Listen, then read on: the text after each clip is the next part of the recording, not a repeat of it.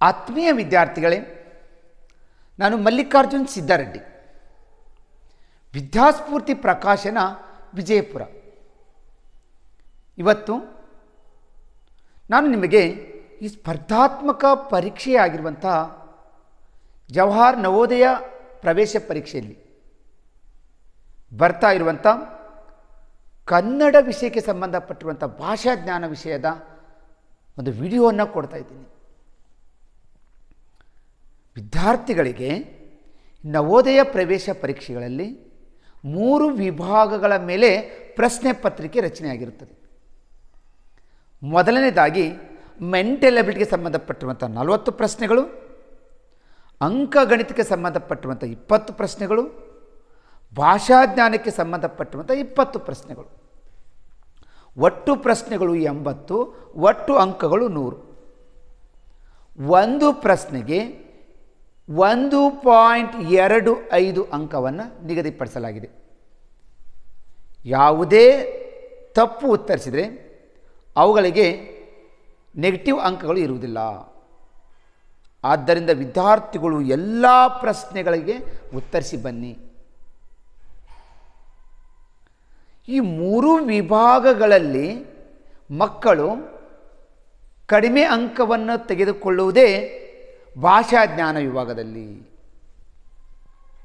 ಆದ್ದರಿಂದ ಭಾಷಾ ವಿಭಾಗದಲ್ಲಿ ಕೂಡ ಮಕ್ಕಳು ಹೆಚ್ಚು ಅಂಕವನ್ನು ಪಡೆದುಕೊಳ್ಳಲಿ ಅನ್ನೋದು ಒಂದು ಉದ್ದೇಶಕ್ಕಾಗಿ ನಾನು ಪ್ರತಿದಿನ ನಿಮಗೆ ಒಂದೊಂದು ಗದ್ಯಾಂಶಗಳನ್ನು ಯಾವ ರೀತಿ ಓದಬೇಕು, ಯಾವ ರೀತಿ ಉತ್ತರಿಸಬೇಕು,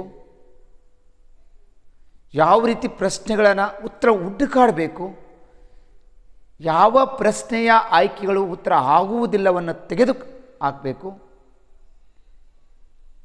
ಅತಿ ಸರಳ ವಿಧಾನದಲ್ಲಿ ಗದ್ಯಾಂಶಗಳನ್ನು ಓದಿ ಅರ್ಥ ಮಾಡಿಕೊಂಡು ಗ್ರಹಿಕೆ ಮಾಡಿಕೊಂಡು ಪ್ರಶ್ನೆಗಳನ್ನು ಉತ್ತರಿಸಿ ಹೆಚ್ಚು ಅಂಕವನ್ನು ಪಡಲಿಕ್ಕೆ ನಮ್ಮ ಒಂದು ವಿದ್ಯಾಸ್ಫೂರ್ತಿ ಪ್ರಕಾಶನದಲ್ಲಿ ಕೊಡ್ತಾ ಇರುವಂಥ ಕನ್ನಡ ಪ್ಯಾಸೇಜ್ ಮಾಸ್ಟರ್ ಕ್ಲಾಸ್ ತಜ್ಞರ ಸಲಹೆಗಳು ಮತ್ತು ತಂತ್ರಗಳ ಒಂದು ವಿಚಾರದ ಮೇಲೆ ಇವತ್ತು ಮಾಸ್ಟರ್ ಕ್ಲಾಸ್ 6 ತೆಗೆದುಕೊಳ್ತಾ ಇದ್ದೀನಿ. ನಮ್ಮ ವಿದ್ಯಾಸ್ಫೂರ್ತಿ ಪ್ರಕಾಶನದಿಂದ ನಾವು ಕೊಡ್ತಾ ಇರುವಂಥ ವಿಡಿಯೋ ಕ್ಲಾಸಸ್ಗಳು, ಲೈವ್ ಕ್ಲಾಸಸ್ಗಳು ಇವೆಲ್ಲ ಗ್ರಾಮೀಣ ಪ್ರದೇಶದ ವಿದ್ಯಾರ್ಥಿಗಳಿಗೆ, ಪ್ರತಿಭಾವಂತ ವಿದ್ಯಾರ್ಥಿಗಳಿಗೆ, ತರಬೇತಿಯನ್ನು ಪಡೆಯದೇ ಇರುವಂಥ ವಿದ್ಯಾರ್ಥಿಗಳಿಗೆ ಉಚಿತವಾಗಿರುವಂತಹ ಈ ಒಂದು ಕ್ಲಾಸಸ್ಸನ್ನು ಕೊಡ್ತಾನೆ ಇದ್ದೀವಿ. ದಯವಿಟ್ಟು ಪಾಲಕರು, ತರಬೇತಿದಾರರು, ಶಿಕ್ಷಕರು ಈ ಒಂದು ಕ್ಲಾಸಸ್ನ ಉಪಯೋಗಿಸಿಕೊಳ್ಳಕ್ಕೆ ನಮ್ಮ ಲಿಂಕ್ಗಳನ್ನು ಬೇರೆ ಬೇರೆ ಗ್ರೂಪ್ಗಳಿಗೆ, ಬೇರೆ ಬೇರೆ ವಿದ್ಯಾರ್ಥಿಗಳಿಗೆ, ಬೇರೆ ಬೇರೆ ಜಿಲ್ಲೆಯ ವಿದ್ಯಾರ್ಥಿಗಳಿಗೆ ಲಿಂಕನ್ನು ಶೇರ್ ಮಾಡೋದನ್ನು ದಯವಿಟ್ಟು ಮರೆಯಬೇಡಿ ಅಂತ ಹೇಳುತ್ತಾ ಇವತ್ತು ಗದ್ಯ ಭಾಗಕ್ಕೆ ಸಂಬಂಧಪಟ್ಟಿರುವಂಥ ಮಾಸ್ಟರ್ ಕ್ಲಾಸ್ 6 ಮಾಡ್ತಾಯಿದ್ದೀನಿ. ಗದ್ಯ ಭಾಗಗಳಲ್ಲಿ ನಾವು ಹೆಚ್ಚು ಅಂಕವನ್ನು ಪಡೆದುಕೊಳ್ಬೇಕಾಗಿತ್ತು ಅಂತಂದರೆ ಒಂದಿಷ್ಟು ಅಂಶಗಳ ಬಗ್ಗೆ ನಾವು ತಿಳಿದುಕೊಂಡಿರಬೇಕು. ಆ ಅಂಶಗಳನ್ನು ಸರಿಯಾಗಿ ತಿಳಿದುಕೊಂಡ ವಿದ್ಯಾರ್ಥಿಗಳು ಗದ್ಯ ಭಾಗಗಳು ಕೂಡ ಹೆಚ್ಚು ಅಂಕವನ್ನು ಪಡಲಿಕ್ಕೆ ಸಾಧ್ಯ ಆಗ್ತಾ ಹೋಗುತ್ತೆ. ಮೊದಲನೇದಾಗಿ ಪ್ರತಿ ವಾಕ್ಯಾವಳಿಯನ್ನು 8 ನಿಮಿಷಗಳಲ್ಲಿ ಓದಿ ಸರಿ ಉತ್ತರಗಳನ್ನು OMR ಹಾಳೆಯಲ್ಲಿ ತುಂಬುವ ಕಾರ್ಯವನ್ನು ಮುಗಿಸ್ಬೇಕಾಗುತ್ತೆ. ಒಟ್ಟು 4 ನಿಮಗೆ ವಾಕ್ಯಾವಳಿಯನ್ನು ಕೊಟ್ಟಿರ್ತಾರೆ. ಒಂದು ವಾಕ್ಯಾವಳಿಯನ್ನು ಪೂರ್ಣ ಓದಿಕೊಂಡು ಕೆಳಗಿನ ಪ್ರಶ್ನೆಗಳಿಗೆ ಉತ್ತರಿಸಲಿಕ್ಕೆ 8 ನಿಂದ 10 ನಿಮಿಷಗಳಲ್ಲಿ ನೀವು ಪರ್ಫೆಕ್ಟಾಗಿ ಓದಿ ಅರ್ಥ ಮಾಡಿಕೊಂಡು ಉತ್ತರಿಸ್ರಿ. ಫಸ್ಟು ಗದ್ಯಾಂಶಗಳನ್ನು ಓದ್ಕೋಬೇಕು. ನಿಮಗೆ ಯಾವಾಗ ಗದ್ಯಾಂಶ ಅರ್ಥ ಆಯಿತು, ಆ ಗದ್ಯಾಂಶಗಳಲ್ಲಿ ಏನು ತಿಳಿದುಕೊಂಡ್ರಿ, ಆ ಗದ್ಯಾಂಶವನ್ನು ಎಷ್ಟು ಗ್ರಹಿಕೆ ಮಾಡಿಕೊಂಡಿರಿ ಅಂತ ಅನ್ನೋದೇ ಈ ನವೋದಯ ಪರೀಕ್ಷೆಗಳಲ್ಲಿ ನಿಮ್ಗೆ ಚೆಕ್ ಮಾಡ್ತಾಯಿದ್ದಾರೆ. ಆದ್ದರಿಂದ ವಿದ್ಯಾರ್ಥಿಗಳು ನಿರರ್ಗಳವಾಗಿ ಕನ್ನಡವನ್ನು ಸ್ಪಷ್ಟವಾಗಿ ಓದೋದನ್ನು ಫಸ್ಟ್ ಪ್ರಾಕ್ಟೀಸ್ ಮಾಡಿ. ಪ್ರತಿಯೊಂದು ಗದ್ಯ ಭಾಗದಲ್ಲಿರುವಂಥ ವಾಕ್ಯಗಳನ್ನು ಅರ್ಥ ಮಾಡಿಕೊಳ್ಳುತ್ತಾ ಹೋಗ್ರಿ. ಪ್ರತಿಯೊಂದು ವಾಕ್ಯವನ್ನು ಅರ್ಥ ಮಾಡಿಕೊಳ್ಳುತ್ತಾ ಪೂರ ಗದ್ಯಾಂಶಗಳನ್ನು ನೀವು ಓದಿಕೊಂಡು ಅರ್ಥ ಮಾಡಿಕೊಂಡ್ರೆ ಕೆಳಗಿನ ಪ್ರಶ್ನೆಗಳನ್ನು ಸರಿಯಾಗಿ ಉತ್ತರಿಸ್ಬೋದು ಅಂತ ಹೇಳ್ತಾರೆ. ಆ ಪೂರ್ಣ ಗದ್ಯಾಂಶಗಳನ್ನು ಓದಿಕೊಳ್ಳೋಕ್ಕೆ 8 ನಿಮಿಷ ಸಫಿಸಿಯೆಂಟ್. ಕೆಳಗೆ ಕೊಟ್ಟಿರುವಂಥ 5 ಪ್ರಶ್ನೆಗಳನ್ನು ನೀವು OMR ಹಾಳೆಯಲ್ಲಿ ತುಂಬಲಿಕ್ಕೆ 2 ರಿಂದ 3 ನಿಮಿಷಗಳಲ್ಲಿ ನಾವು ಎಲ್ಲ ಪ್ರಶ್ನೆಗೆ ಉತ್ತರಿಸಲಿಕ್ಕೆ ಸಾಧ್ಯ ಆಗ್ತಾ ಹೋಗುತ್ತೆ. 2ನೇ ಪಾಯಿಂಟ್ ಏನು ಹೇಳ್ತಾನೆ, ವಾಕ್ಯಾವಳಿಯನ್ನು ಅರ್ಥ ಮಾಡಿಕೊಳ್ಳುತ್ತಾ ಪೂರ್ಣ ಓದಿದ ನಂತರವೇ ಉತ್ತರಿಸಲು ಪ್ರಾರಂಭಿಸಬೇಕು ಅಂತಾನೆ. ಫಸ್ಟು ಪ್ರಶ್ನೆಗಳನ್ನು ನೋಡಲಿಕ್ಕೆ ಹೋಗಬೇಡಿ, ಫಸ್ಟು ಗದ್ಯಾಂಶಗಳನ್ನು ಓದೋದನ್ನು ರೂಢಿ ಮಾಡಿಕೊಳ್ಳಿ. ಗದ್ಯಾಂಶವನ್ನು ಪೂರ್ಣ ಓದಿಕೊಳ್ಳಿ, ಪ್ರತಿ ವಾಕ್ಯವನ್ನು ಅರ್ಥ ಮಾಡಿಕೊಳ್ಳಿ, ಇಡೀ ಗದ್ಯ ಭಾಗದ ತಿರುಳನ್ನು ತಿಳ್ಕೊಳ್ಳಿ. ಯಾವಾಗ ಆ ಗದ್ಯಾಂಶ ನಿಮ್ಗೆ ಅರ್ಥ ಆಯಿತು, ಆ ಗದ್ಯಾಂಶ ಬಗ್ಗೆ ನೀವು ತಿಳಿದುಕೊಂಡ್ರೋ ಅವಾಗ ಏನು ಮಾಡಬೇಕಂತಂದರೆ, ನೀವು ಕೆಳಗಿನ ಪ್ರಶ್ನೆಗಳನ್ನು ಒಂದೊಂದು ಪ್ರಶ್ನೆಗಳನ್ನು ಉತ್ತರವನ್ನು ಗದ್ಯಾಂಶದಲ್ಲಿ ನೀವು ಹುಡುಕಾಡುತ್ತಾ ಹೋದರೆ ಈಸಿಯಾಗಿ ನೀವು 5 ಪ್ರಶ್ನೆಗಳಿಗೆ ನೀವು ಉತ್ತರಿಸ್ಬೋದು. 1ನೇ ಪ್ರಶ್ನೆಯನ್ನು ಓದ್ಕೋಬೇಕು, ಅದರ ಒಂದು ಗದ್ಯಾಂಶದ ಅದರ ಉತ್ತರ ಎಲ್ಲಿ ಬರ್ತಾ ಇದೆ ಅಂತ ನಿಮಗೆ ಮೊದಲೇ ಅರ್ಥ ಆಗಿರುತ್ತೆ. ಆ ಗದ್ಯಾಂಶದಲ್ಲಿ ಹೋಗಿ ಆ ಲೈನ್ದಲ್ಲಿ ಅದರ ಉತ್ತರವನ್ನು ಹುಡುಕಾಡಿಬಿಟ್ರೆ ನಿಮಗೆ ಈಸಿಯಾಗಿ ನೀವು 5 ಪ್ರಶ್ನೆಗಳಿಗೆ ನೀವು ಉತ್ತರಿಸ್ಬೋದಾಗುತ್ತೆ. 3ನೇ ಪಾಯಿಂಟು, ಕೆಲವು ಪ್ರಶ್ನೆಗಳಿಗೆ ನೇರವಾಗಿ ಉತ್ತರ ದೊರೆಯುವುದು, ಇನ್ನೂ ಕೆಲವು ಪ್ರಶ್ನೆಗಳಿಗೆ ನೀವು ವಿಚಾರಿಸಿ ಉತ್ತರ ತುಂಬಬೇಕಾಗುತ್ತೆ. ಒಂದಿಷ್ಟು ಗದ್ಯ ಭಾಗಗಳಲ್ಲಿ ನಿಮಗೆ ನೇರವಾದ ಪ್ರಶ್ನೆ ಕೊಟ್ಟಿರ್ತಾರೆ. ಆದರೆ ಒಟ್ಟು 20 ಪ್ರಶ್ನೆಗಳಲ್ಲಿ 4 ಪ್ರಶ್ನೆಗಳು ಸ್ವಲ್ಪ ಕ್ಲಿಷ್ಟಕರವಾಗಿರುತ್ತವೆ. ವಿಚಾರಿಸಿ ಉತ್ತರ ತುಂಬಬೇಕಾಗುತ್ತದೆ. ಅಂತಹ ಪ್ರಶ್ನೆಗಳನ್ನು ವಿದ್ಯಾರ್ಥಿಗಳು ತಪ್ಪಬಾರದು. 16 ಪ್ರಶ್ನೆಗಳು ನೇರವಾದ ಪ್ರಶ್ನೆಗಳಿರ್ತವೆ. ಆ ನೇರವಾದ ಪ್ರಶ್ನೆಗಳನ್ನು ನೀವು ಸರಿ ಉತ್ತರಿಸಿದ ಮೇಲೆ ಇನ್ನೇನು 4 ಪ್ರಶ್ನೆಗಳು ಕ್ಲಿಷ್ಟಕರವಾಗಿರ್ತವಲ್ಲ, ಆ ಕ್ಲಿಷ್ಟಕರವಾದ ಪ್ರಶ್ನೆಗಳನ್ನು ಯೋಚನೆ ಮಾಡಿ ಉತ್ತರಿಸ್ರಿ. ಆ ಪ್ರಶ್ನೆಗಳು ಯಾವ ರೀತಿ ನಿಮ್ಗೆ ಉತ್ತರವನ್ನು ಪ್ರಶ್ನೆಯನ್ನು ಕೊಟ್ಟಿರ್ತಾರೆ ಅಂದರೆ, ವಿಲೋಮ ಪದ ಇದಾಗಿದೆ ಅಂತ ಪ್ರಶ್ನೆ ಕೇಳ್ತಾರೆ. ಅಂದರೆ ವಿರುದ್ಧ ಪದ ಯಾವುದು? ವಾಕ್ಯಾವಳಿಗೆ ಸೂಕ್ತ ತಲೆ ಬರಹ ಕೊಡಿ, ಶೀರ್ಷಿಕೆ ಕೊಡಿ, ವಾಕ್ಯಾವಳಿಗೆ ಒಪ್ಪುವ ತಲೆ ಬರಹ ಕೊಡಿ ಅಂತ ಪ್ರಶ್ನೆಗಳು ಬರ್ತವೆ.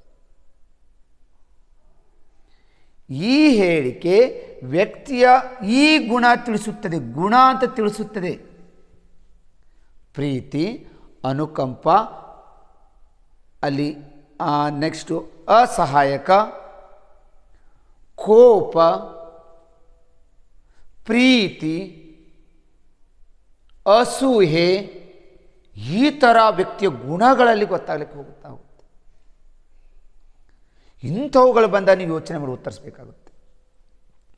ಈ ವಾಕ್ಯಾವಳಿಯಿಂದ ತಿಳಿದು ಬರುವ ನೀತಿ ಅಂತ ಕೊಡ್ತಾನೆ. ಈ ಥರ ವಿಲೋಮ ಪದ, ತಲೆಬರ ಕೊಡಿ, ವ್ಯಕ್ತಿಯ ಗುಣ ತಿಳಿಸುತ್ತದೆ, ಈ ವಾಕ್ಯಾವಳಿಯಿಂದ ತಿಳಿದು ಬರುವ ನೀತಿ, ಇಂತಹ ಪ್ರಶ್ನೆಗಳಿಗೆ ಗದ್ಯ ಭಾಗದಲ್ಲಿ ಉತ್ತರ ಸಿಗುವುದಿಲ್ಲ. ಇವುಗಳನ್ನು ವಿಚಾರ ಮಾಡಿ ನೀವು ಉತ್ತರವನ್ನು ತುಂಬಬೇಕಾಗುತ್ತೆ. ಇಂತಹ ಪ್ರಶ್ನೆಗಳಂತ ನಿಮಗೆ 3 ರಿಂದ 4 ಪ್ರಶ್ನೆಗಳು ಬರ್ತವೆ. ಇಂಥ ಪ್ರಶ್ನೆಗಳಿಗೆ ನೀವು ಉತ್ತರಿಸಬೇಕಂದ್ರೆ ವಾಕ್ಯಾವಳಿಯನ್ನು ಪೂರ್ಣ ಅರ್ಥ ಮಾಡಿಕೊಂಡಿರಬೇಕು. ಗದ್ಯಾಂಶಗಳ ಬಗ್ಗೆ ನೀವು ಪೂರ್ಣ ತಿಳಿದುಕೊಂಡಿರಬೇಕು. ಇಂತಹ ಪ್ರಶ್ನೆಗೆ ಉತ್ತರಿಸಬೇಕಾದ್ರೆ ಬಹಳಷ್ಟು ಗದ್ಯಾಂಶಗಳನ್ನು ನೀವು ಬಿಡಿಸ್ತಾ ಬಿಡಿಸ್ತಾ ಬಿಡಿಸ್ತಾ ಹೋಗಿ ಪ್ರಾಕ್ಟೀಸ್ ಮಾಡಿರಬೇಕು. ಇಂತಹ ಗದ್ಯ ಭಾಗದಲ್ಲಿ ನೀವು ಹೆಚ್ಚು ಅಂಕವನ್ನು ಪಡೆದುಕೊಳ್ಬೇಕಂದ್ರೆ ನೀವು ವಿರುದ್ಧಾರ್ಥಕ ಪದಗಳನ್ನು, ಸಮಾನಾರ್ಥಕ ಪದಗಳನ್ನು, ವಚನಗಳು, ಲಿಂಗಗಳು, ಕಾಲಗಳು, ನಾಮಪದ, ವಿಶೇಷಣ, ಕ್ರಿಯಾವಿಶೇಷಣ, ಕ್ರಿಯಾಪದ, ಗುಣವಾಚಕ, ಇಂಥವುಗಳ ಬಗ್ಗೆನೂ ಕೂಡ ನೀವು ತಿಳಿದುಕೊಂಡಿದ್ರೆ ಕ್ಲಿಷ್ಟಕರವಾದ ಪ್ರಶ್ನೆಗಳನ್ನು ಕೂಡ ನೀವು ಬಿಡಿಸಲಿಕ್ಕೆ ಸಾಧ್ಯ ಆಗ್ತಾ ಹೋಗುತ್ತೆ. ದಯವಿಟ್ಟು ವಿದ್ಯಾರ್ಥಿಗಳು ಕನ್ನಡ ಭಾಷೆಯನ್ನು ಇಷ್ಟಪಟ್ಟು ನಾವು ಎಕ್ಸಾಮ್ಗಳಲ್ಲಿ ಆಯ್ಕೆ ಮಾಡಿಕೊಂಡಿದ್ದೇವೆ ಅಂದರೆ ಕನ್ನಡವನ್ನು ನೀವು ಇಷ್ಟಪಟ್ಟು ಓದಿಕೊಳ್ಳಿ, ಕನ್ನಡವನ್ನು ಇಷ್ಟಪಟ್ಟು ನೀವು ತಿಳ್ಕೊಳ್ಳಿ. ಪ್ರತಿ ಗದ್ಯಾಂಶಗಳನ್ನು ಅರ್ಥ ಮಾಡಿಕೊಂಡು ನೀವು ಉತ್ತರಿಸಿದ್ದೇ ನೀವು ಕನ್ನಡದಲ್ಲಿ ಕೂಡ ಹೆಚ್ಚು ಅಂಕವನ್ನು ಪಡೆದುಕೊಂಡು ನವೋದಯ ಶಾಲೆಗೆ ಆಯ್ಕೆ ಆಗಲಿಕ್ಕೆ ಸಾಧ್ಯ ಆಗ್ತದೆ ಅಂತ ಹೇಳುತ್ತಾ ನಾನು ಈಗ ಗದ್ಯ ಭಾಗ 6 ಕೊಡ್ತಾ ಇದ್ದೀನಿ. ಗದ್ಯ ಭಾಗ 6ರಲ್ಲಿ ಒಂದು ದಿನ ಸುಂದರ ರಾಜಕುಮಾರನಾಗಿರುವಂತಹ ಸಿದ್ಧಾರ್ಥನು ಏನು ಮಾಡ್ತಾನೆ, ರಾಜ ಕಾಡಿಗೆ ಹೋದನು. ಸಿದ್ಧಾರ್ಥ ಅನ್ನುವಂಥ ಒಬ್ಬ ರಾಜ, ಒಬ್ಬ ಅರಸ ಒಂದಿನ ಏನು ಮಾಡ್ತಾನೆ, ಕಾಡಿಗೆ, ಅರಣ್ಯಕ್ಕೆ, ಕಾನನ, ಆ ರಾಜ ಏನು ಮಾಡ್ತಾನೆ, ಆ ಕಾಡಿಗೆ ಹೋಗ್ತಾನಂತೆ. ಆಗ ದಿಢೀರನೆ ಚಲುವಾದ ಹಂಸವೊಂದು ಅವನ ಕಾಲ ಬಳಿ ನೆಲದ ಮೇಲೆ ಉರುಳಿ ಬಿತ್ತು. ರಾಜನಾಗಿರುವಂಥ ಸಿದ್ಧಾರ್ಥ ಕಾಡಿಗೆ ಹೋದಾಗ, ಆ ಕಾಡಿನಲ್ಲಿ ಹೋದಾಗ, ಆ ಕಾಡಿನಲ್ಲಿ ರಾಜನಿದ್ದಾಗ ಆ ರಾಜ ಏನು ಮಾಡಿರ್ತಾನೆ, ಕಾಡಿನಲ್ಲಿ ನಿಂತುಕೊಂಡಾಗ ದಿಢೀರನೆ ಅಂದರೆ ಬೇಗನೆ ಅಲ್ಲಿ ನಿಂತುಕೊಂಡ ತಕ್ಷಣವೇ ಅಲ್ಲಿ ಏನಾಗ್ತಾ, ಒಂದು ಚಲುವಾದ ಹಂಸ, ನೋಡಲಿಕ್ಕೆ ಚೆನ್ನಾಗಿರುವಂಥ ಒಂದು ಪಕ್ಷಿ, ಹಂಸ ಪಕ್ಷಿ ಆ ರಾಜನ ಕಾಲಿನ ಬಳಿ ಏನು ಮಾಡುತ್ತೆ, ಬಂದು ಬಿದ್ದು ಬಿಡುತ್ತೆ.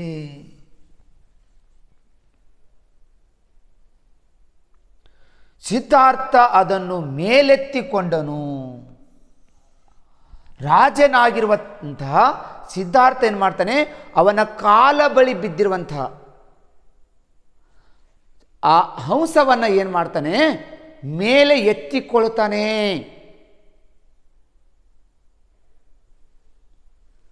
ಅದರ ಮಗ್ಗುಲಲ್ಲಿ ಬಾಣ ಹೊಕ್ಕಿದ್ದನ್ನು ಕಂಡನು.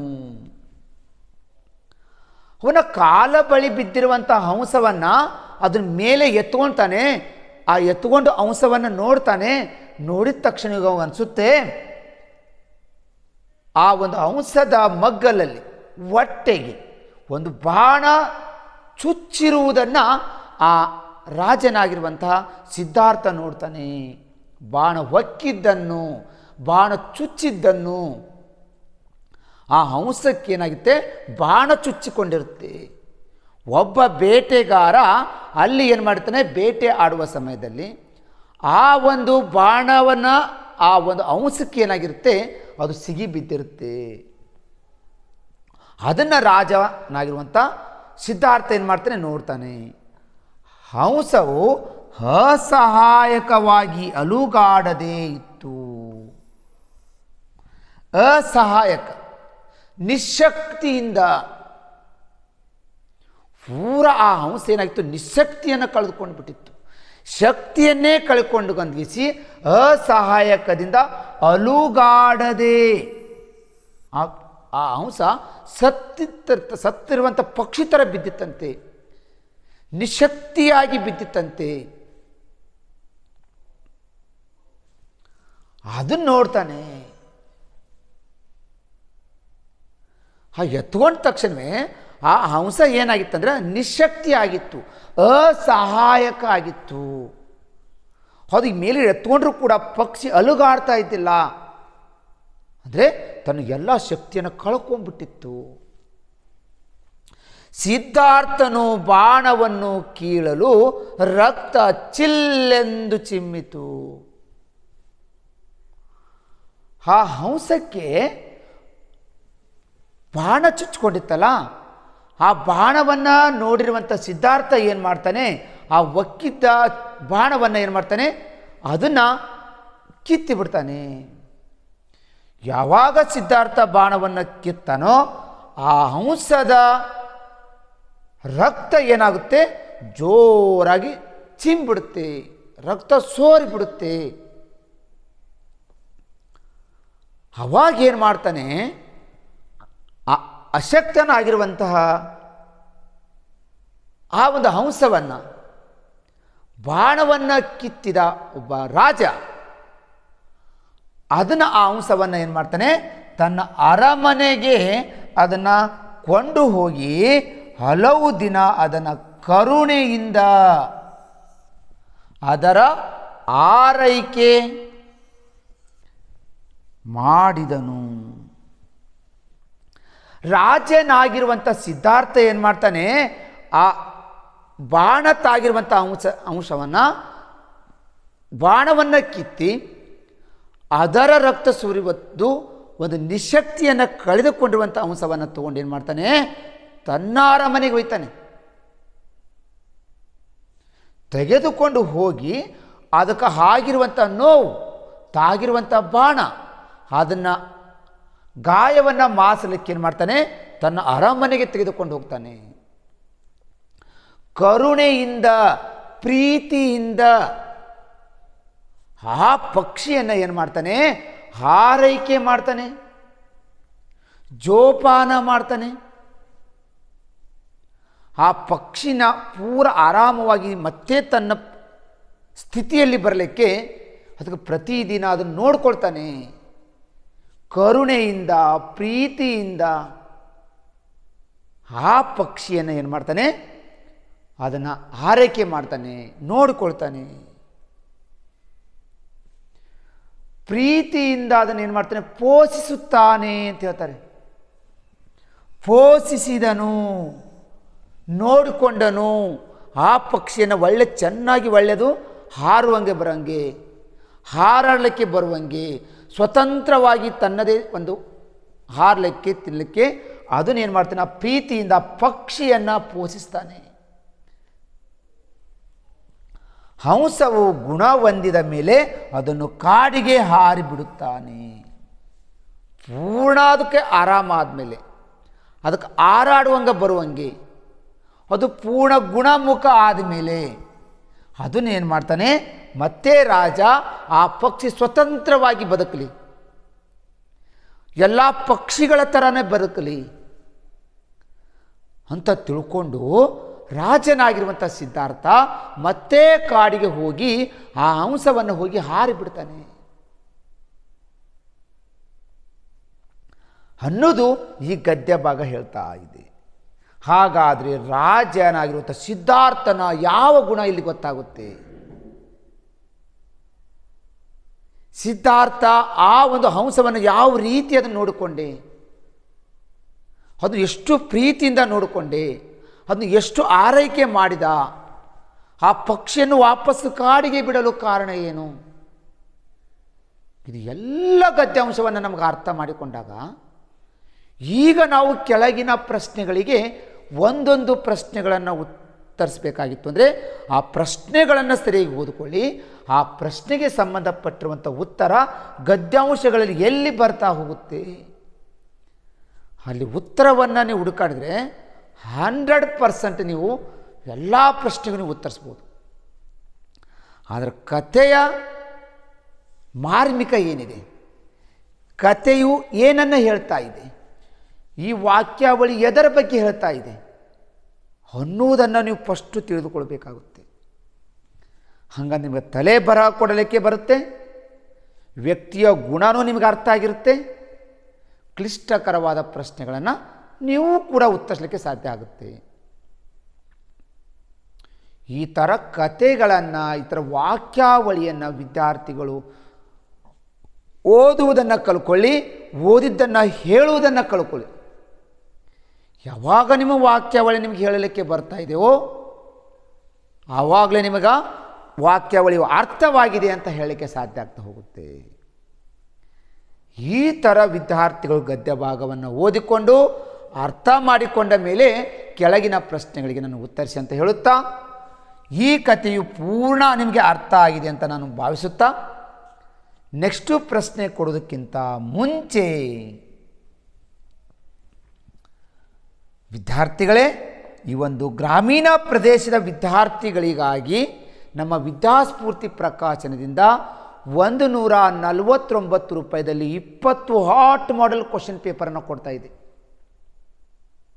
ಜನವರಿ 18ರಂದು ನಡೀತಾ ಇರುವಂಥ ಈ ನವೋದಯ ಪರೀಕ್ಷೆಗಳಿಗೆ ಭಯವನ್ನು ಹೋಗಲಾಡಿಸಲು, ಮಕ್ಕಳಿಗೆ ಈ ಸ್ಪರ್ಧಾತ್ಮಕ ಪರೀಕ್ಷೆಗಳಲ್ಲಿ ಹೆಚ್ಚು ಅಂಕವನ್ನು ಪಡೆದುಕೊಳ್ಳಲು, ಪ್ರಶ್ನೆ ಪತ್ರಿಕೆಯು ಈ ಮಾದರಿಯಲ್ಲಿ ಇರ್ತಾ ಇದೆ ಅಂತ ತಿಳ್ಕೊಳ್ಳೋಕ್ಕೆ 20 ಸಂಭವನೀಯ ಹಾಟ್ ಮಾಡೆಲ್ ಕ್ವಶನ್ ಪೇಪರನ್ನು ನಮ್ಮ ವಿದ್ಯಾಸ್ಫೂರ್ತಿ ಪ್ರಕಾಶನ ತಯಾರಿಸಿದೆ. ಹಾಗಾದರೆ ಆ ಪ್ರವೇಶ ಪರೀಕ್ಷೆಗಳನ್ನು ನೀವು ನಮ್ಮ ವಿದ್ಯಾಸ್ಫೂರ್ತಿ ಆ್ಯಪ್ನಲ್ಲಿ ನೀವು ಬರೀಬೇಕಾಗುತ್ತೆ.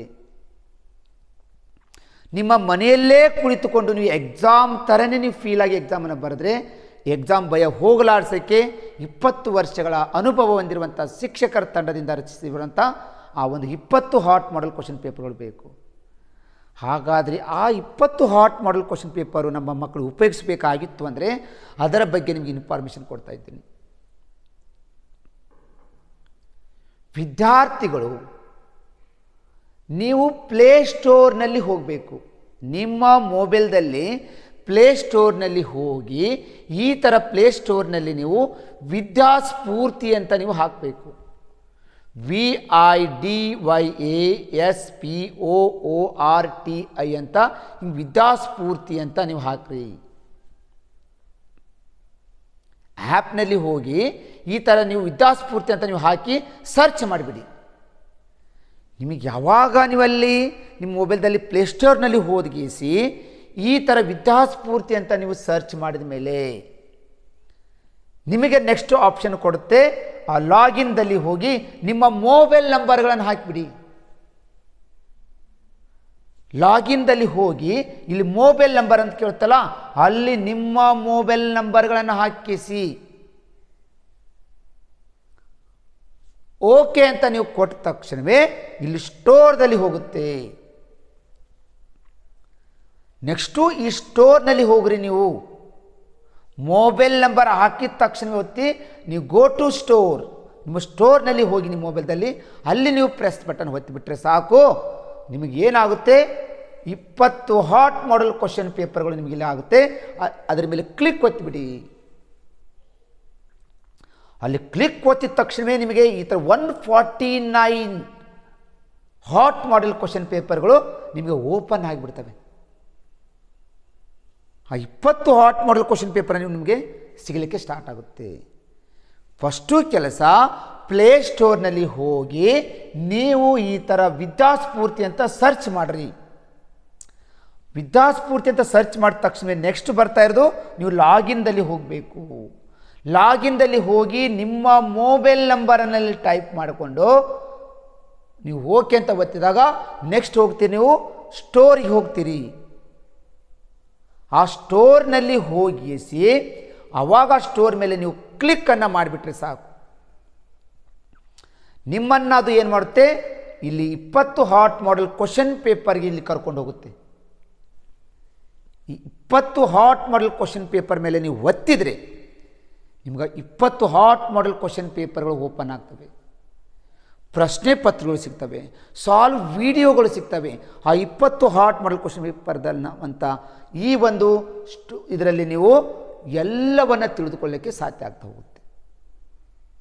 ಯಾವಾಗ ನೀವು ಅದನ್ನು ನೋಡಿಕೊಂಡ್ರಿ, ನಿಮಗೆ ಇಷ್ಟ ಆಯಿತು, ನಿಮಗೆ ಇದು ಈ ಒಂದು 20 ಹಾಟ್ ಮಾಡೆಲ್ ಕ್ವಶನ್ ಪೇಪರ್ ತಗೋಬೇಕು ಅನ್ನಿಸ್ತು ಅಂದರೆ ಆವಾಗ ಏನು ಮಾಡಿರಿ, ಈ ಒಂದು 20 ಹಾಟ್ ಮಾಡೆಲ್ ಕ್ವಶನ್ ಪೇಪರ್ಗಳನ್ನು ನೀವು ಪರ್ಚೇಸ್ ಮಾಡ್ಬೋದು.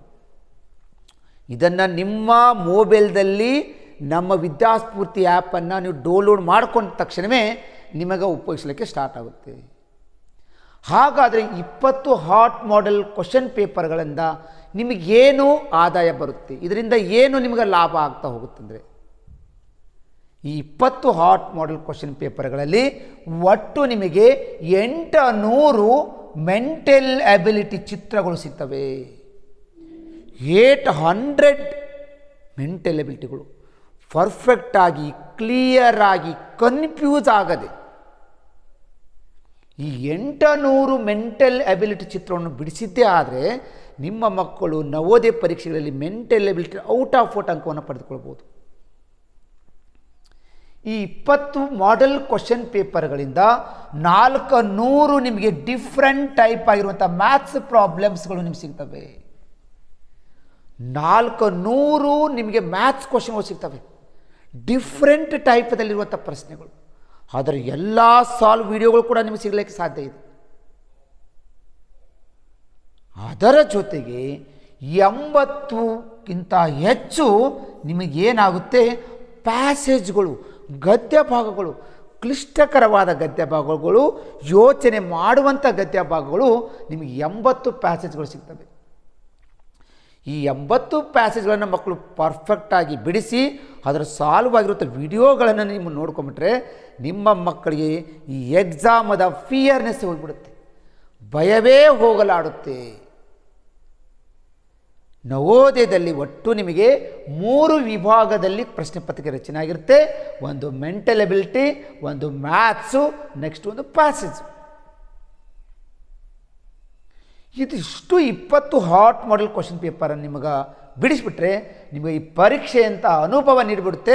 ನವೋದಯ ಎಕ್ಸಾಮನ್ನು ಈಸಿ ಬರಿಬೋದು, ಸರಳವಾಗಿ ಬರಿಬೋದು, ಧೈರ್ಯದಿಂದ ಬರಿಬೋದು, ಈ ಟೈಪ್ದಲ್ಲಿ ಪ್ರಶ್ನೆಗಳು ಬರ್ತಾವು ಅನ್ನೋದು ಮಕ್ಕಳಿಗೆ ಒಂದು ಅನುಭವ ನೀಡಲಿಕ್ಕೆ ನಮ್ಮದು 20 ಹಾಟ್ ಮಾಡೆಲ್ ಕ್ವಶನ್ ಪೇಪರ್ ಇದ್ದಾವೆ. ಇವೆಲ್ಲ ಪರೀಕ್ಷೆಗಳನ್ನು ನೀವು ಆನ್ಲೈನ್ ಟೆಸ್ಟ್ನಲ್ಲೇ ಬರಿಬೇಕಾಗುತ್ತೆ. ಪ್ರಶ್ನೆ ಪತ್ರಿಕೆ ನಿಮಗೆ ಮನೆಗೆ ಕಳಿಸಿಕೊಡೋದಿಲ್ಲ, ನೀವು ಆನ್ಲೈನ್ದಲ್ಲೇ ನಿಮ್ಮ ಮೊಬೈಲ್ದಲ್ಲೇ ಮನೆಯಲ್ಲೇ ಕುಳಿತುಕೊಂಡು ಎಕ್ಸಾಮನ್ನು ಬರಿಬೋದು.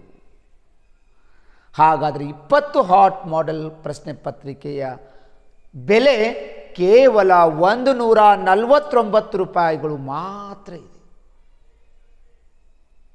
ದಯವಿಟ್ಟು ಪಾಲಕರು, ತರಬೇತಿದಾರರು, ಶಿಕ್ಷಕರು ಎಲ್ಲೋ ನಾವು 149 ರೂಪಾಯಿನ ಖರ್ಚು ಮಾಡ್ತೀವಿ.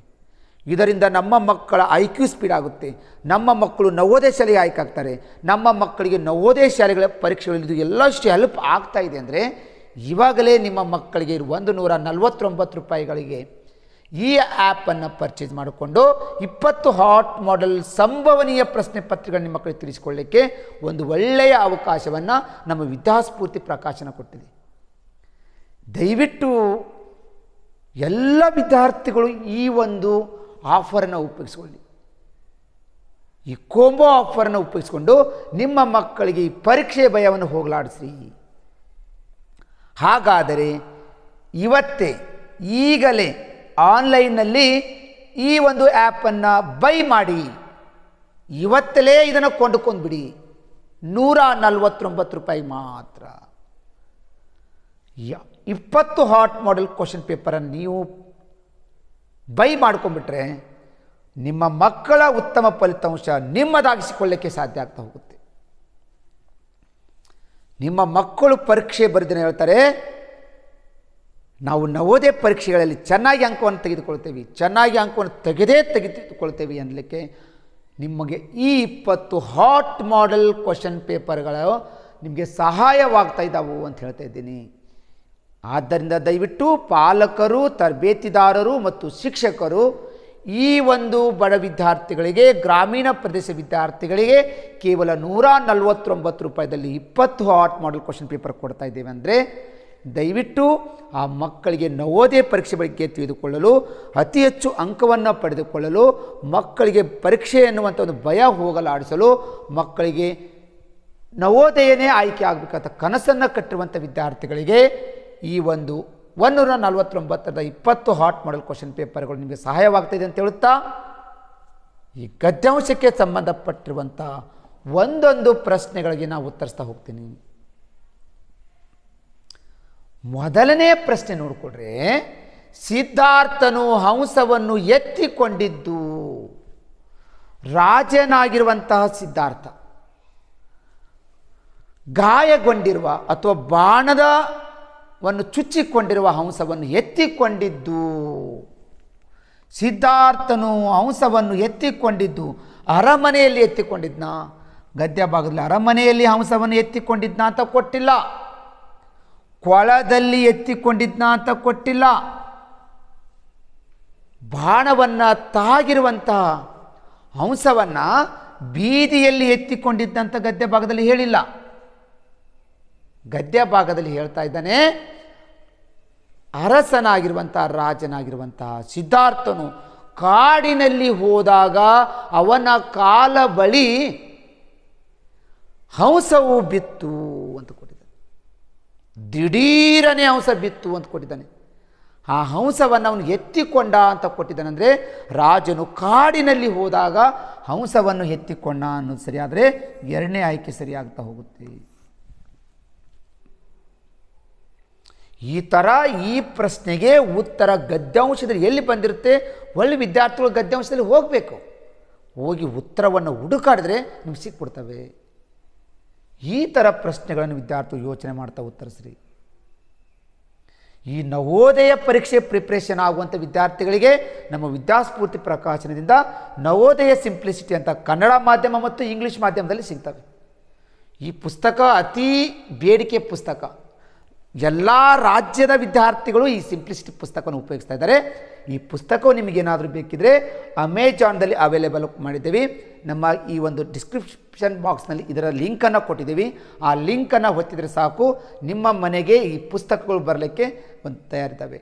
ದಯವಿಟ್ಟು ಆಸಕ್ತಿ ಇರುವಂಥ ಪಾಲಕರು ಯಾರಿಗಾದರೂ ಈ ಒಂದು ಪುಸ್ತಕಗಳು ಬೇಕಾದರೆ ನೀವು ಆರ್ಡರ್ನ ಮಾಡಿಕೊಳ್ಳಿ ಅಂತ ಹೇಳುತ್ತಾ ಪ್ರಶ್ನೆ 2ನೇದು ಕೊಡ್ತಾ ಇದ್ದೀನಿ. ಪ್ರಶ್ನೆ ಸಂಖ್ಯೆ 2 ನೋಡು. ಸಿದ್ಧಾರ್ಥನ ಕಾಲಿನ ಬಳಿ ಹಂಸವು ಉರುಳಿ ಬಿದ್ದಿದ್ದೇಕೆಂದರೆ? ರಾಜನಾಗಿರುವಂಥ ಸಿದ್ಧಾರ್ಥ ಕಾಡಿನಲ್ಲಿ ಹೋಗ್ತಾನೆ. ಆ ಕಾಡಿನಲ್ಲಿ ಹೋದಾಗ ಕಾಲಿನ ಬಳಿ, ದಿಢೀರನೆ ಕಾಲಿನ ಬಳಿ ಹಂಸವೊಂದು ಬಿದ್ದಿತು ಅಂತ ಗದ್ಯ ಭಾಗದಲ್ಲಿ ಕೊಟ್ಟಿದ್ದಾರೆ. ಹಂಸ, ಬಿಳಿ ಹಂಸವು ಉರುಳಿ ಬಿದ್ದಿದ್ದೇಕೆಂದರೆ ಯಾಕೆ ಬಿತ್ತು? ಅಲ್ಲಿ ರಾಜನ ಕಾಲ ಬಳಿ ಆ ಹಂಸ ಬಂದು ಯಾಕೆ ಬಿತ್ತು ಬಿಳಿ ಹಂಸ ಅಂತ ಕೊಟ್ಟಿದ್ದಾರೆ. ನೋಡು, 4 ಆಯ್ಕೆಗಳು ನೋಡ್ಕೊಳ್ಳಿ. ಅದು ನಿಶಕ್ತಿಗೊಂಡಿತ್ತು, ಅದು ಮುದ್ದಾಗಿತ್ತು ಚಂದಿತ್ತಂತ, ಅದಕ್ಕೆ ರಾಜನ ಬಳಿ ಬಿತ್ತಂತೆ. ನಿಶಕ್ತಿಗೊಂಡಿತ್ತು ಅಂದರೆ ಅದು ಅಸ್ವಸ್ಥಗೊಂಡಿತ್ತು. ಅದು ಏನಾಗಿತ್ತು? ಅಸ್ವಸ್ಥಗೊಂಡು ಬಿದ್ದಿತ್ತು. ಬಾಣವನ್ನು ತಾಗಿ ಅದರೆಲ್ಲ ರಕ್ತ ಚೆಲ್ಲಿ ಅದು ಶಕ್ತಿಯನ್ನು ಕಳೆದುಕೊಂಡಿತ್ತು, ಅದಕ್ಕೆ ಬಿತ್ತಂತೆ. 2ನೇ ಆಪ್ಷನ್, ಅದು ನೋಡಕ್ಕೆ ಭಾಳ ಮುದ್ದಿತ್ತು, ಚಂದಿತ್ತು ಬಿಳಿ ಹಂಸ, ಅದಕ್ಕೆ ಬಿತ್ತಂತೆ. ಅದಕ್ಕೆ ಗಾಯವಾಗಿತ್ತು ಅಂತ, ಗಾಯ ಆದ ಸಲುವಾಗಿ ರಾಜನ ಬಳಿ ಬಿತ್ತಂತೆ, ಕಾಲು ಬಳಿ.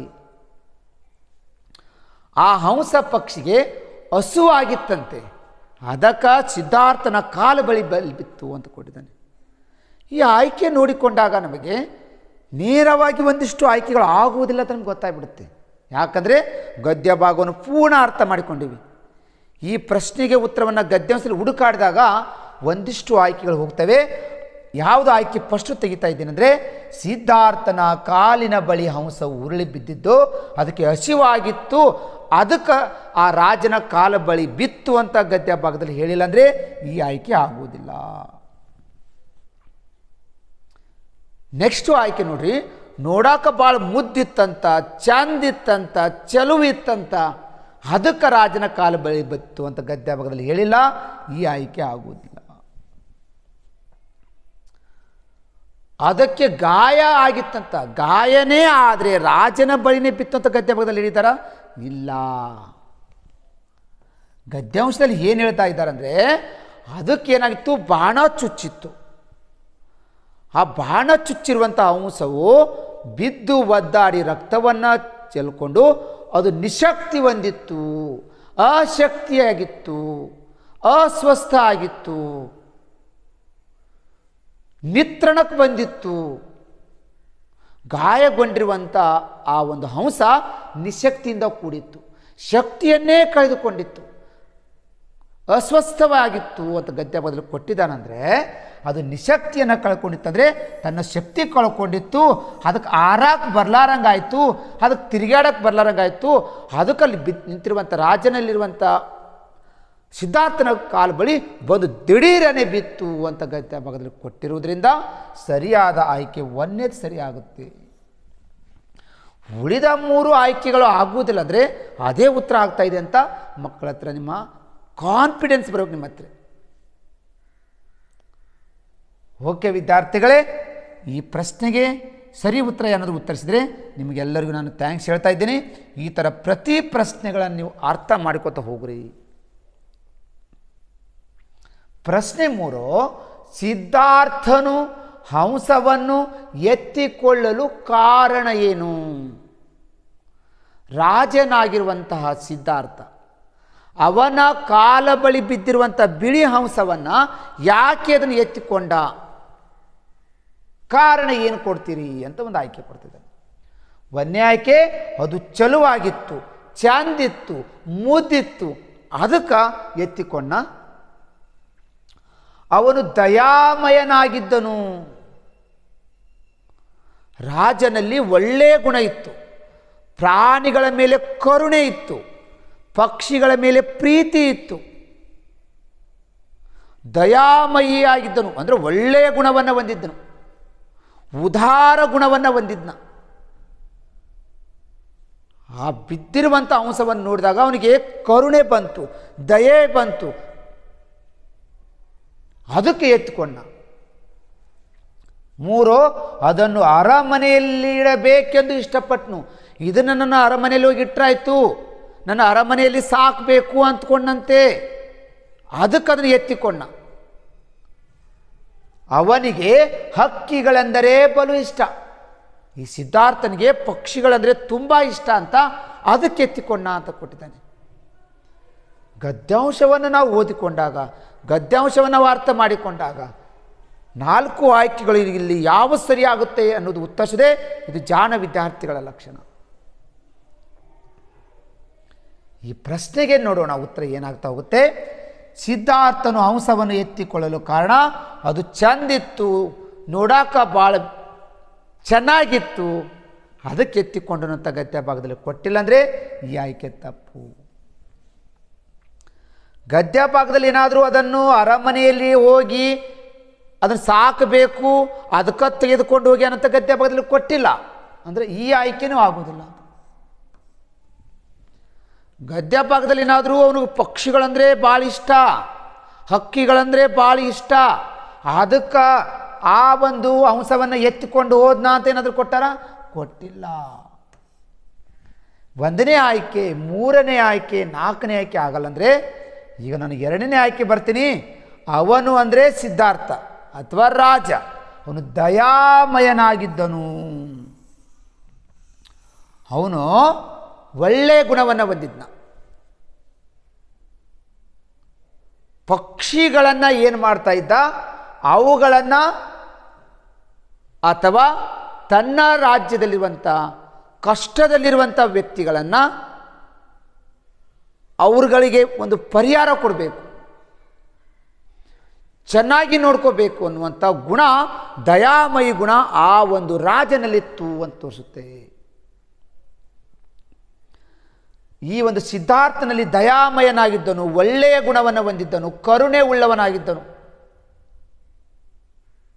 ಅವನು ಆ ಕರುಣಾಮಯಿ ಆಗಿರುವುದರಿಂದ, ದಯಾಮಯಿ ಆಗಿರುವಂಥ ಆ ಹಂಸವು, ಬಾಣವನ್ನು ತಾಗಿರುವಂಥ ಹಂಸವು ಅದು ಅಸ್ವಸ್ಥಗೊಂಡಿತ್ತು, ನಿತ್ರಾಣಗೊಂಡಿತ್ತು, ಸತ್ತವರ ಥರನೇ ಅದು ಏನಾಗಿತ್ತು, ಅಲ್ಲಿ ಶಕ್ತಿಯನ್ನು ಕಳ್ಕೊಂಡು ಬಿದ್ದಿತ್ತು.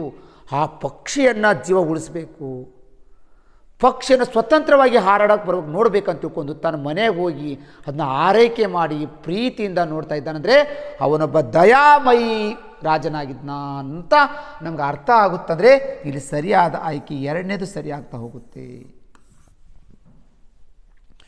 ಈ ಥರ ವಿದ್ಯಾರ್ಥಿಗಳು ಕ್ಲಿಷ್ಟಕರವಾದ ಪ್ರಶ್ನೆಗಳನ್ನು ಯೋಚನೆ ಮಾಡಿ ಉತ್ತರಿಸುವಂಥ ಪ್ರಶ್ನೆಗಳನ್ನು ಯೋಚಿಸಿ ನೀವು ಉತ್ತರಿಸಿದರೆ ಮಾತ್ರ ನೀವು ಭಾಷಾ ಜ್ಞಾನದಲ್ಲಿ ಹೆಚ್ಚು ಅಂಕವನ್ನು ಪಡಲಿಕ್ಕೆ ಸಾಧ್ಯ ಆಗ್ತಾ ಹೋಗುತ್ತೆ. ಈ ಥರ ವಿದ್ಯಾರ್ಥಿಗಳು ಯೋಚನೆ ಮಾಡಿ ಉತ್ತರಿಸೋದನ್ನು ಕಲ್ತ್ಕೊಳ್ಳಿ ಅಂತ ಹೇಳುತ್ತಾ, ನಮ್ಮ ವಿದ್ಯಾಸ್ಫೂರ್ತಿ ಪ್ರಕಾಶನದ ಬಗ್ಗೆ ಏನಾದರೂ ತಿಳಿದುಕೊಳ್ಬೇಕು, ನಮ್ಮ ಸ್ಟಡಿ ಮಟೀರಿಯಲ್ಸ್ಗಳು ಬೇಕು, ನಮ್ಮ ಪ್ರಶ್ನೆ ಪತ್ರಿಕೆಗಳು ಬೇಕು, ಈ ಸ್ಪರ್ಧಾತ್ಮಕ ಪರೀಕ್ಷೆಗಳ ಬಗ್ಗೆ ಏನಾದರೂ ತಿಳ್ಕೊಬೇಕಂದ್ರೆ ನೀವು ಈ ಒಂದು ಕಾಲ್ ಫಾರ್ ಮೋರ್ ಡೀಟೇಲ್ಸ್ ಆಗಿರುವಂತಹ 9900555617 ನಂಬರ್ಗೆ ಕರೆ ಮಾಡಿ ಅಂತ ಹೇಳುತ್ತಾ ಪ್ರಶ್ನೆ ಸಂಖ್ಯೆ 4ನೇದು ಕೊಡ್ತಾ ಇದ್ದೀನಿ. ಸಿದ್ಧಾರ್ಥನು ಹಕ್ಕಿಯನ್ನು ಮರಳಿ ಕಾಡಿಗೆ ಆರಿಬಿಡಲು ಕಾರಣವೇನು? ರಾಜನಾಗಿರುವಂಥ ಸಿದ್ಧಾರ್ಥ ಬಾಣವತ್ತಾಗಿರುವಂಥ ಹಂಸವನ್ನು ಎತ್ತಿಕೊಂಡು ಹೋಗಿ ಬಾಣವನ್ನು ಅದನ್ನು ತೆಗೆದು ಅದರ ರಕ್ತವನ್ನು ಕಳೆದುಕೊಂಡಿರುವಂಥ ಹಂಸವನ್ನು ತನ್ನ ಮನೆಗೆ ಹೋಗಿ ಆ ಹಂಸವನ್ನು ಆರೈಕೆ ಮಾಡಿ ಮೊದಲನೇ ಥರ ಆ ಪಕ್ಷಿಯನ್ನು ಹಾರಾಡಕ್ಕೆ ಬರುವಂಗೆ ರೆಡಿ ಮಾಡಿಕೊಂಡು ಅದನ್ನು ಎಲ್ಲ ಆರಾಮ ಮಾಡಿ ಚೆನ್ನಾಗಿ ನೋಡಿಕೊಂಡ ಮೇಲೆ ಆ ಪಕ್ಷಿಯನ್ನು ಹೋಗಿ ಒಳ್ಳೆ ವಾಪಸ್ ಕಾಡಿಗೆ ಬಿಡ್ತಾನೆ. ಮರಳಿ ಕಾಡಿಗೆ ಬಿಡ್ತಾನ. ಯಾಕೆ? ಕಾರಣ ಏನು ಅಂತ ಕೇಳ್ತಾ ಇದ್ದಾನೆ. ಇಡೀ ಗದ್ಯಾಂಶ ನಿಮ್ಗೆ ಅರ್ಥ ಆಗಿದೆ ಅಂದರೆ 4 ಆಯ್ಕೆಗಳಲ್ಲಿ ಉತ್ತರ ಆಗುತ್ತೆ ಅಂತ ನಾವು ಹೇಳ್ಬೋದು. ಉಳಿದ ಆಯ್ಕೆಗಳನ್ನ ನಾವು ತೆಗಿಬೋದು. ಒಂದೇ ಆಯ್ಕೆ ಕೊಡ್ತಾನೆ, ಕಾಯಿಲೆ ಬಿದ್ದ ಹಕ್ಕಿಯ ಆರೈಕೆ ಮಾಡಿ ಅವನಿಗೆ ಸುಸ್ತಾಗಿತ್ತು. ದಿನಾಲೂ ಆ ಗಾಯಗೊಂಡಿರುವಂಥ ಬಿಳಿ ಹಂಸ ಬಗ್ಗೆ ಆರೈಕೆ ಮಾಡಿ ನೋಡಿಕೊಂಡು ರಾಜನು ಶಕ್ತಿಯನ್ನೇ ಕಳ್ಕೊಂಡು ಬಿಟ್ಟಿದ್ದಂತೆ. ಅವನಿಗೆ ಸುಸ್ತಾಗಿತ್ತಂತೆ. ಗದ್ಯ ಭಾಗದಲ್ಲಿ ಏನಾದರೂ ದಿನಾಲೂ ಆ ಬಿಳಿ ಹಂಸಗೆ ಆರೈಕೆ ಮಾಡುವಾಗ ದಿನ ಆರೈಕೆ ಮಾಡಿ ಮಾಡಿ ರಾಜನಿಗೆ ಏನಾದರೂ ಸುಸ್ತಾಗೈತಿ ಅಂತ ಗದ್ಯ ಭಾಗದಲ್ಲಿ ಕೊಟ್ಟಿದ್ದಾರಾ? ಗದ್ಯ ಭಾಗದಲ್ಲಿ ಕೊಟ್ಟಿಲ್ಲ ಅಂದರೆ ಈ ಆಯ್ಕೆ ಆಗುವುದಿಲ್ಲ.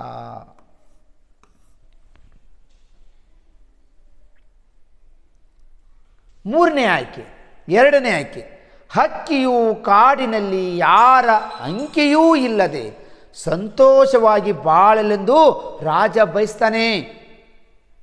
ಈ ಪಕ್ಷಿಗಳು ಸ್ವತಂತ್ರವಾಗಿ ಬದುಕಬೇಕು. ತಮ್ಮ ಮನಸಾರೆ ಕಾಡಿನಲ್ಲಿ ಹಾರಾಡ್ಕೋತಾ ಬೇರೆ ಪಕ್ಷಿಗಳ ಜೊತೆ ಕೂಡಿಕೊಂಡು ಆಹಾರವನ್ನು ಹುಡುಕಾಡಿ ತನ್ನ ಒಂದು ಇಷ್ಟ ಬಂದಂಗೆ ಪಕ್ಷಿ ಬದುಕಬೇಕಾಗಿದೆ ಪರಿಸರದಲ್ಲಿ. ಇದನ್ನು ಒಬ್ಬ ವ್ಯಕ್ತಿಯ ಥರ ಒಂದು ವ್ಯಕ್ತಿಯ ಕೈಯಲ್ಲಿ ಅರಮನೆಯಲ್ಲಿ ಒಂದು ಪಂಜರದಲ್ಲಿ ಇಟ್ಟು ಬದುಕುವುದು ಬೇಡ ಅಂತ ರಾಜನ ಕನಸಾಗಿತ್ತು. ಯಾಕಂದರೆ ಅವನು ದಯಾಮಯಿ ಆಗಿದ್ದನು. ಅದು ಕಾಡಿನಲ್ಲಿ ಪಕ್ಷಿ ಯಾರ ಅಂಕೆಯಿಲ್ಲದೆ, ಯಾರಿಗೆ ಸಹಾಯವಿಲ್ಲದೆ, ಯಾರ ಕೈಯಾಗಿಲ್ಲದೆ ಸಂತೋಷವಾಗಿ ತಾನದು ಬಾಳಬೇಕು, ಬದುಕಬೇಕು, ತನ್ನ ಸ್ನೇಹಿತರ ಜೊತೆಗೆ ಹಾರಾಡಿಕೊಂಡು ಬದುಕಬೇಕಂತ ರಾಜನ ಕನಸಾಗಿತ್ತಂತೆ. ಅದಕ್ಕೂ ಹೋಗಿ ಕಾಡಿಗೆ ವಾಪಸ್ಸ ಅದನ್ನೆಲ್ಲ ಆರೈಕೆ ಮಾಡಿದ ಮೇಲೆ ಅದನ್ನು ಬಿಟ್ಟನಂತೆ. ಇದು ಆಗ್ಬೋದು, ಯಾಕಂದರೆ ರಾಜನು ದಯಾಮಯಿ ಗುಣವನ್ನು ಉಳಿದವನಾಗಿದ್ದಾನೆ. ಮೂರನೇ ಆಯ್ಕೆ ಬರ್ತೀನಿ, ಅವನಿಗೆ ಹಂಸವನ್ನು ಕಂಡರೆ ಆಗದು. ಆ ಹಂಸ ನೋಡಿದರೆ ಅವನಿಗೆ ರಾಜನ ಸಿಟ್ಟು ಬರ್ತಾ ಇದೆ ಅಂತೆ, ಕೋಪ ಬರ್ತಾ ಇದೆ ಅಂತೆ ಅಂತ ಹೇಳ್ತಾ ಇದ್ದಾನೆ. ಗದ್ಯ ಭಾಗದಲ್ಲಿ ಅವನಿಗೇನಾದರೂ ಹಂಸ ಇಷ್ಟ ಇಲ್ಲ ಅಂದರೆ ಅದನ್ನ ಎತ್ತಿಕೊಂಡು ಹೋಗ್ತಿದ್ದಿಲ್ಲ, ಮನೆಗೆ ಆರೈಕೆ ಮಾಡ್ತಿದ್ದಿಲ್ಲ, ಅದನ್ನು ಜೋಪಾನ ಮಾಡಿ ನೋಡ್ಕೊಳ್ತಾ ಇದ್ದಿಲ್ಲ. ಅಂದರೆ ಅವನು ಪಕ್ಷಿಗಳ ಮೇಲೆ ಪ್ರೀತಿ ಇತ್ತು, ಕರುಣೆ ಇರುವುದರ ಸಲುವಾಗಿಯೇ ಅವನು ತನ್ನ ಮನೆಗೆ ಕರ್ಕೊಂಡೋಗಿ ಆ ಒಂದು ಗಾಯಗೊಂಡಿರುವಂಥ ಹಂಸವನ್ನು ಆರೈಕೆ ಮಾಡ್ತಾ ಇದ್ದಾನಂತ ಕೊಟ್ಟಿದ್ದಾನಂದರೆ ಈ ಆಯ್ಕೆ ಆಗುವುದಿಲ್ಲ. 4 ಹಕ್ಕಿಗಳನ್ನಿಡಲು ಅರಮನೆಯಲ್ಲಿ ಜಾಗವೇ ಇಲ್ಲಂತೆ. ಆ ಬಿಳಿ ಹಂಸಕ್ಕೆ ಅವ್ನ ಮನೆಯಾಗ ಇಡಾಕ ಜಾಗ ಇದ್ದಿಲ್ಲ ಅಂತ ಅದಕ್ಕೆ ಹೋಗಿ ಕಾಡಿನಲ್ಲಿ ಬಿಟ್ಟನ ಅಂತ ಗದ್ಯ ಭಾಗದಲ್ಲಿ ಹೇಳಿದಾರಾ? ಇಲ್ಲ, ಜಾಗ ಇಲ್ಲ ಬಿಟ್ಟಂತ ಹೇಳಿಲ್ಲ ಅಂದ್ರೆ ಈ ಆಯ್ಕೆ ಆಗುವುದಿಲ್ಲ. ಹಾಗಾದರೆ 1ನೇ ಆಯ್ಕೆನೂ ಆಗುವುದಿಲ್ಲ, 3ನೇ ಆಯ್ಕೆ ಆಗುವುದಿಲ್ಲ, 4ನೇ ಆಯ್ಕೆ ಆಗುವುದಿಲ್ಲ. ಅಂದರೆ ಇನ್ನು ಈ ಪ್ರಶ್ನೆಗೆ ಸರಿಯಾದ ಉತ್ತರ ಯಾವುದಾಗುತ್ತಂದರೆ 2ನೇ ಆಯ್ಕೆ ಸರಿಯಾಗುತ್ತೆ. ಏನಂದ್ರೆ ಹಕ್ಕಿಯು ಕಾಡಿನಲ್ಲಿ ಯಾರು ಅಂಕಿಯೂ ಇಲ್ಲದೆ ಸಂತೋಷವಾಗಿ ಅದು ಏನು ಮಾಡಬೇಕು, ಬಾಳಲೆಂದು ರಾಜನಾಗಿರುವಂಥ ಸಿದ್ಧಾರ್ಥ ಬಯಸಿದ್ದ.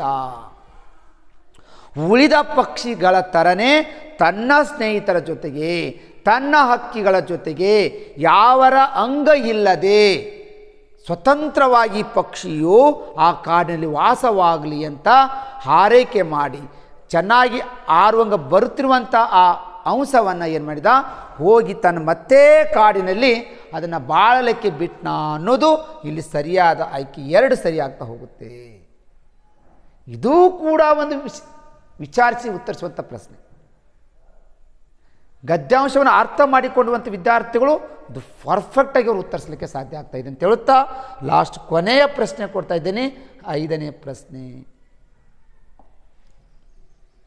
ಏನಿದೆ? 5ನೇ ಪ್ರಶ್ನೆ ನೋಡ್ಕೊಳ್ಳಿ. ಈ ಕಥೆಯಿಂದ ನಾವು ಏನು ಕಲಿಯಬಹುದು? ಈ ಕಥೆಯ ನೀತಿ ಏನು? ಈ ಪ್ರಶ್ನೆಗೆ ಉತ್ತರ ಗದ್ಯಾಂಶದಲ್ಲಿ ಸಿಗುವುದಿಲ್ಲ. ವಾಕ್ಯಾವಳಿಯನ್ನು ಅರ್ಥ ಮಾಡಿಕೊಂಡ ವಿದ್ಯಾರ್ಥಿಗಳೇ ಈ ಪ್ರಶ್ನೆಗೆ ಉತ್ತರಿಸಬೇಕಾಗುತ್ತೆ. ನೀವು ಈ ಕಥೆಯಿಂದ ಏನು ತಿಳ್ಕೊಂತೀರಿ?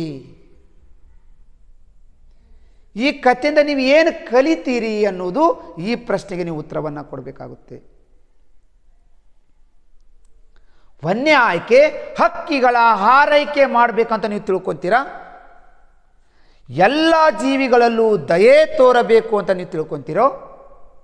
ಹಕ್ಕಿಗಳಿಗೆ ಆಹಾರ ನೀಡಬೇಕಂತ ನೀವು ತಿಳ್ಕೊತೀರೋ? ಬಾಣ ಬಿಡಬಾರ್ದು ಅಂತ ಈ ಕಥೆಯಿಂದ ತಿಳ್ಕೊತೀರೋ? ಈ ಕಥೆಯನ್ನು ನಾವು ಮಾರ್ಮಿಕವಾಗಿ ಓದಿ ಅರ್ಥ ಮಾಡಿಕೊಂಡು ಗ್ರಹಿಕೆ ಮಾಡಿಕೊಂಡು ನಾವು ಉತ್ತರಿಸಬೇಕಾಗಿತ್ತು. ಅಂದರೆ ಈ ವಾಕ್ಯಾವಳಿಯಿಂದ ಈ ಗದ್ಯ ಭಾಗದಿಂದ ನಾವು ಏನನ್ನ ಕಲಿಬೇಕು ಅಂತಂದರೆ, ನಾವು ಹಕ್ಕಿಗಳಿಗೆ ಆಹಾರ ನೀಡಬೇಕು ಅಂತ ಈ ಹಕ್ಕಿಯಿಂದ ನಾವು ತಿಳಿದುಕೊಳ್ಳಿಲ್ಲ, ಅಥವಾ ಈ ಗದ್ಯ ಭಾಗದಿಂದ ನಾವು ತಿಳಿಲಿಲ್ಲ. ಇದು ಅಷ್ಟು ಸರಿಯಾದ ಉತ್ತರ ಆಗುವುದಿಲ್ಲ.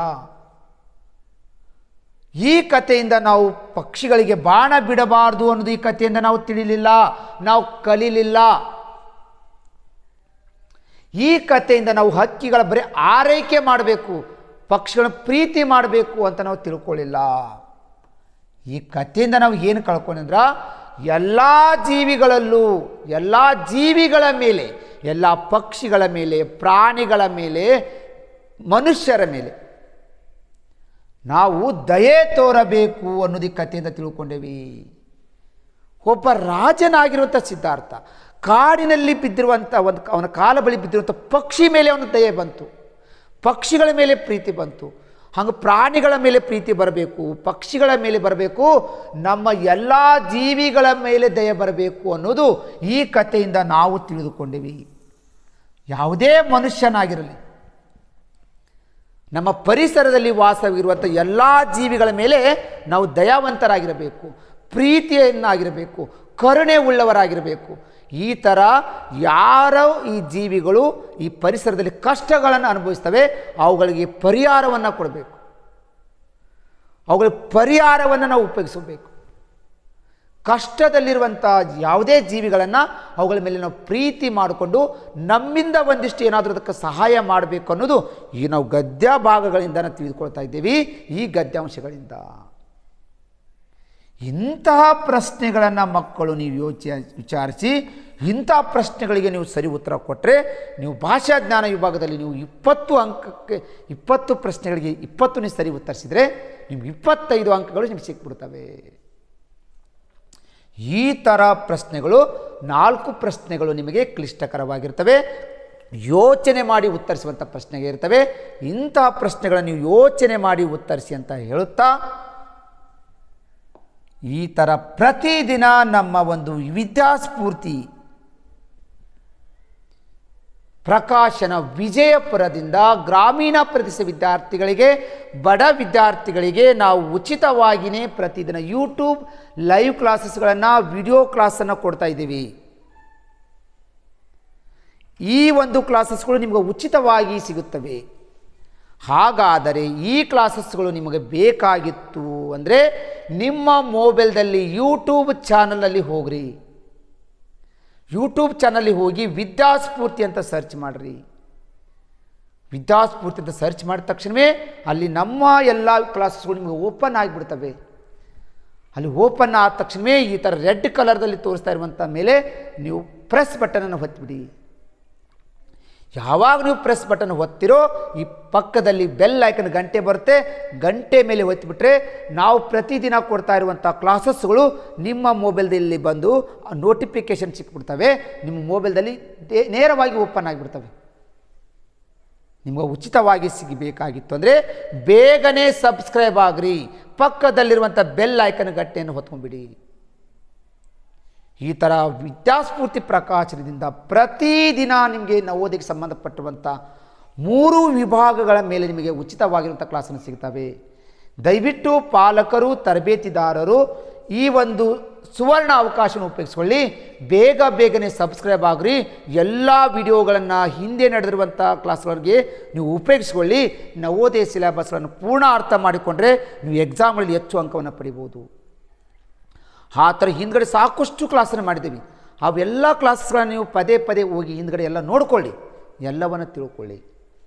ಇನ್ನೂ ನಮ್ಮ ವಿದ್ಯಾಸ್ಫೂರ್ತಿ ಪ್ರಕಾಶನದ ಪುಸ್ತಕಗಳು ಬೇಕಾಗಿತ್ತು, ನಮ್ಮ ಉಚಿತವಾದ ಕ್ಲಾಸಸ್ಗಳು ಬೇಕಾಗಿತ್ತು, ನಮ್ಮ ಪ್ರಶ್ನೆ ಪತ್ರಿಕೆಗಳು ಏನಾದರೂ ಬೇಕಿದ್ದರೆ ನೀವು 9900555617 ನಂಬರ್ಗೆ ಕರೆ ಮಾಡಿರಿ ಅಂತ ಹೇಳುತ್ತಾ, ನನ್ನ ಕ್ಲಾಸಸ್ಗಳನ್ನು ಉಪಯೋಗಿಸ್ಕೊಂಡು ನನ್ನ ಕ್ಲಾಸಸ್ಗಳು ನಿಮಗೆ ಉಪಯೋಗ ಆಗ್ತಾ ಇದ್ದರೆ, ನನ್ನ ಕ್ಲಾಸಸ್ಗಳಿಂದ ನೀವು ಹೆಚ್ಚು ಅಂಕವನ್ನು ಪಡೆದುಕೊಂಡಿದ್ದರೆ, ನನ್ನ ಮಾಡಿರುವಂಥ ಕ್ಲಾಸಸ್ಗಳಿಂದ ನನಗೇನಾದರೂ ಸ್ವಲ್ಪ ಸಾರ್ಥಕ ಆಗ್ತಾ ಹೋಗುತ್ತೆ.